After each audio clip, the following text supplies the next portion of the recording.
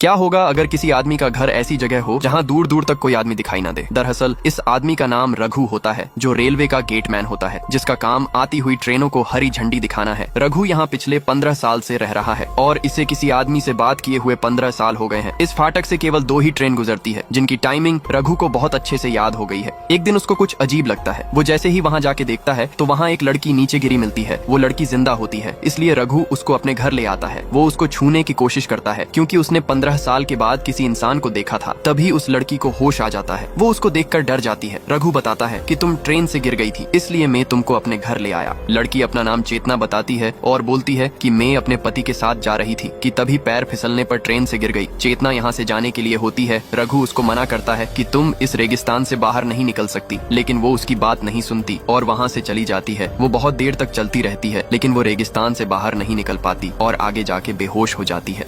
चेतना को जैसे ही होश आता है, रघु उसको बताता है कि तुम यहाँ से कहीं नहीं जा सकती। यहाँ चारों ओर सिर्फ रेगिस्तान है। मैं रेलवे का गेटमैन हूँ जो यहाँ 15 साल से रह रहा हूँ। अब रात हो जाती है। रघु उसके लिए खाना बना के लाता है और चेतना के सोने का इंतजाम भी कर देता है और खुद जमीन पर सोता है। अब सुबह हो जाती है। रघु बताता है कि रेलवे वालों का दिन में एक बार कॉल आता है, लेकिन हम कॉल नहीं कर सकते। लेकिन जब कॉल आएगा तो मैं तुम्हारे बारे में रेलवे वालों को बता दूंगा। और तभी कॉल आ जाती है। लेकिन जैसे ही रघु बताने वाला होता है, चेतना कॉल को काट देती है। रघु को कुछ समझ में नहीं आता कि चेतना ने ऐसा क्यों किया। यहाँ चेतना बताती है कि मैं ट्रेन से गिरी नहीं थी, बल्कि जान के कूदी थी। वो अपने बारे में बताती है कि मैं एक डॉक्टर हुआ करती थी। झिंचो नाम का एक लड़का मेरा पेशेंट हुआ करता था। उसका इलाज करते करते मुझे उससे प्यार हो गया था। हम दोनों साथ रहने लगे थे, लेकिन कुछ दिन बाद वो साइको जैसी हरकत करने लगा था। मुझको मारने भी लगा था। उसके डर की वजह से ही मैं उस दिन ट्रेन से कूद गई थी। इसलिए रघु को चेतना से हमदर्दी होने लगती है। चेतना यहाँ नहाने के लिए जाती है। जैसे ही रघु की नजर उस पर पड़ती है, उसको कुछ होने लगता है, क्योंकि 15 साल से रघु ने किसी लड़की को ऐसे नहीं देखा था। वो सिर्फ यहाँ रहकर ट्रेन को हरी झंडी दिखाता है। अब रघु चुपके से उसको देखने की कोशिश करता है और अपने कपड़े पहनने के लिए उसको देता है। अब चेतना नहाकर आ जाती है और उसकी फैमिली के बारे में पूछती है, लेकिन रघु बताता है कि मेरी कोई फैमिली नहीं है। चेतना उसको अपने जख्म दिखाती है जो उसके पति ने उसको दिए होते हैं और रोने लगती है। रघु बोलता है, तुम यहाँ रह सकती हो, तुम्हारा पति यहाँ कभी नहीं आ सकता, और वो उसके कंधे पर अपना सर रख देती है। तभी वहाँ कॉल आता है और रघु ट्रेन को सिग्नल देने के लिए चला जाता है। यह चेतना घर की सफाई करने लगती है और उसको पेपर की कटिंग मिलती है, जिसमें 4 आदमियों के मर्डर की खबर होती है और एक आई कार्ड मिलता है जो असली रघु का होता है। ये देखकर वो बहुत डर जाती है और समझ जाती है कि वो जिसके साथ रह रही है वो रघु नहीं बल्कि एक खूनी है। इसलिए चेतना रघु के आने से पहले ये सभी चीजें बक्से में रखने लगती हैं। जब रघु आता है तो वो उसको काम करते हुए देखता है और पूछता है, तुम इतना डर क्यों रही हो? तभी उसकी नजर उस आई कार्ड पर पड़ जाती है। को देखता है तो वो अपने आप को बचाने की कोशिश करती है। इसलिए वो उसको सच्चाई बताता है कि 15 साल पहले वो एक लड़की से मिला जिससे उसकी शादी हो जाती है और कुछ टाइम बाद हमारे 2 बच्चे भी हो जाते हैं। एक दिन डॉक्टर ने मुझको बताया कि मैं तो कभी बाप बन ही नहीं सकता था। ये सुनते ही मुझको कुछ समझ नहीं आ रहा था। जब मैं घर आके देखता हूँ तो मेरी बीवी और पड़ोसी दोनों साथ में मजे कर रहे थे। ये सब मुझसे देखा नहीं गया और मैंने उन दोनों को खत्म कर दिया और वहाँ से भागते भागते बहुत दूर निकल आया। यहाँ मुझको रघु काका मिले, जिन्होंने मुझको रहने के लिए घर दिया। चेतना पूछती है, फिर तुमने रघु को क्यों मारा? वो बताता है कि रघु काका को मैंने नहीं मारा, बल्कि उनकी जान बीमारी के कारण गई थी और मैंने उनको इसी रेगिस्तान में दफना दिया और तब से मैं ही रघु बन के यहाँ रह रहा हूँ। इतना सुन के चेतना उससे हमदर्दी दिखाने लगती है और वे एक दूसरे का सहारा बनते लगती है। अब वे साथ मिलके घर का काम करने लगते हैं। तभी पता चलता है कि पानी खत्म हो गया है, इसलिए चेतना खुद पानी लाने को बोलती है और रघु उसको कुएं का रास्ता बता देता है। रघु उसको पसंद करने लगा था। रघु अब अंदर आके लेट जाता है। तभी उसको किसी की आहट होती है। वो बाहर आके देखता है तो उसको एक आदमी दिखाई देता है, जिसके बारे में चेतना ने बताया था कि वो उसका हस्बैंड है, जो कि एक मेंटल पेशेंट है और वो उसके ही डर से भागी हुई है। जब वो आदमी रघु से किसी के यहाँ आने के बारे में पूछता है तो रघु उसको मना कर देता है कि यहाँ कोई लड़की नहीं आई है। अब उसको डाउट हो जाता है कि ये आदमी झूठ बोल रहा है, लेकिन रघु उसको जबरदस्ती अपने घर से निकालने लगता है। तभी उनके बीच लड़ाई होने लगती है और वो आदमी बताता है कि मेरी बीवी का नाम चेतना है, जो कि एक मेंटल पेशेंट है, लेकिन देखने से बिल्कुल नॉर्मल लड़की लगती है, लेकिन कभी भी उसकी हालत खराब होने पर वो किसी की भी जान ले सकती है। ये सुनते ही रघु घबरा जाता है कि चेतना ने तो अपने हस्बैंड को पेशेंट बताया था। इसलिए वो बोलता है, अगर तुमने उसको कहीं छुपाया है तो तुम्हारी भी जान खतरे में है।